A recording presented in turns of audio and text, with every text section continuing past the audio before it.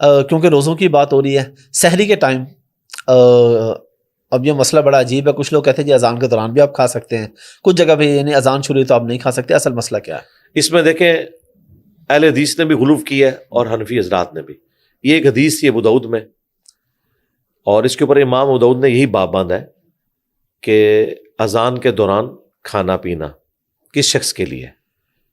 اس میں یہ ہے کہ نبی علیہ السلام نے فرمایا کہ اگر کوئی شخص سحری کر رہا تھا اور اسی دوران اذان شروع ہوگی تو جلدی جلدی اس برتن میں سے حاجت پوری کر لے، کیونکہ ٹرانزیشن پیریڈ ہے، طلوع فجر ہو رہی ہے ابھی. وہ بینیفٹ آف ڈاؤٹ تھوڑے منٹوں کا دے دیا گیا. اور اذان کا ذکر اس لیے ہوا کہ اس زمانے میں الارم نہیں ہوتے تھے، گھڑیاں نہیں ہوتی تھی، اذان اناؤنسمنٹ ہوتی تھی ختم سحری کی. بالکل. اچھا، لیکن کس کو کہا؟ جو پہلے سے کر رہا تھا وہ حاجت پوری کر لے. یہ نہیں ہے کہ اذانوں کے وقت وہ اٹھ کے کھانا پینا شروع کرے اور آخری اذانیں جو آدھے گھنٹے تک ہو رہی ہیں وہ کھاتا پیتا رہے. بالکل یہ بات نہیں. ٹھیک ہے. اسی طریقے سے ایک شخص جو ہے وہ پہلے سحری کر چکا ہے، اب اذانیں شروع ہوئی ہیں اور پانی پی رہا ہے، اس کا بھی روزہ نہیں ہوگا اس کے لیے. ٹھیک ہے.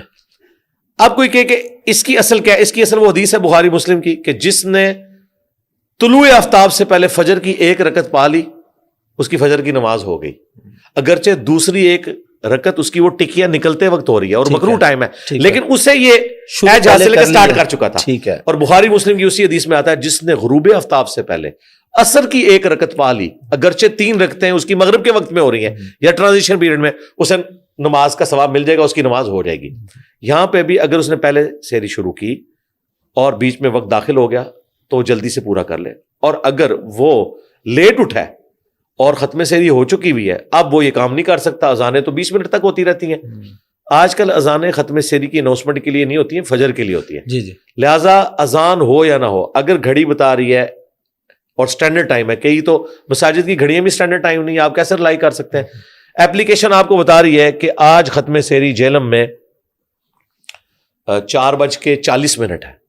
بھائی کوئی اذان ہو یا نہ ہو، میں نے 4:40 سے پہلے ختم سحری کر دینی. بالکل. 1 سیکنڈ بھی اوپر کیا ہماری پکڑ زیادہ ہے، کیونکہ ہمارے پاس اب لیٹ لانگ کی کیلکولیشن کے بعد ہر چیز موجود یہ ہے، سب کچھ موجود ہے. ہمارے لیے کوئی ٹالرنس موجود نہیں ہے. ہاں ایک ایج حاصل ہے کہ کوئی شخص 4:40 تھا، اس نے 35 پہ سحری شروع کی، 1-2 منٹ اوپر ہو جاتا ہے، اسی کی کنٹینیوشن میں تو جواز نکل سکتا. میں تو یہ نہیں کرتا. میں نے جب سے ہوش سنبھالا ہے میری زندگی میں کوئی ایک روزہ بھی ایسا نہیں جو میں نے کبھی 5 منٹ پہلے بند نہ کر دیا ہو، اور میں کھولتا بھی احتیاط رکھ کے. اور اس میں جو یہ پبلک میں مشہور ہے نا کہ وہ ستارے نکلے ہیں تو روزہ مکروہ ہو جاتا ہے، وہ کثرت سے جب نکلے، یہ عام 5-7 منٹ اوپر کرنے سے کوئی ستارے نہیں نکلتے، نہ کوئی اندھیرا چھا جاتا ہے، اس سے کوئی روزہ مکروہ نہیں ہوتا. صحابہ کرام میں مسلم شریف میں 2 گروہ تھے.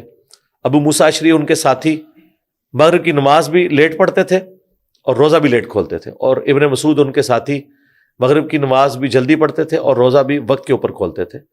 وقت کے اوپر آج ٹائم ٹیبل اویلیبل ہے، گورا نہ سنی ہے نہ شیعہ. اگر گورا بتا رہا ہے کہ ہورائزن کے اوپر سورج غائب ہو چکا ہے، آپ کو روزہ افطار کر لینا چاہیے.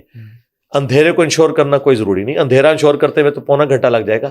یہ جو عموماً شیعہ میں مشہور ہے نا کہ اندھیرے کو انشور کریں، وہ 5-7 منٹ بعد 10 منٹ میں کھول لیتے ہیں، اس وقت بھی روشنی تو ہوتی ہے. غروب آفتاب کا مطلب ہے رات، جو قرآن میں ہے نا کہ رات ہونے تک روزہ مکمل، تو رات سٹارٹ ہو جاتی ہے غروب کے ساتھ. ٹھیک ہے. تو اگر کوئی 10 منٹ بعد بھی کھول لیتا ہے روزہ اس کا مکروہ نہیں ہوگا.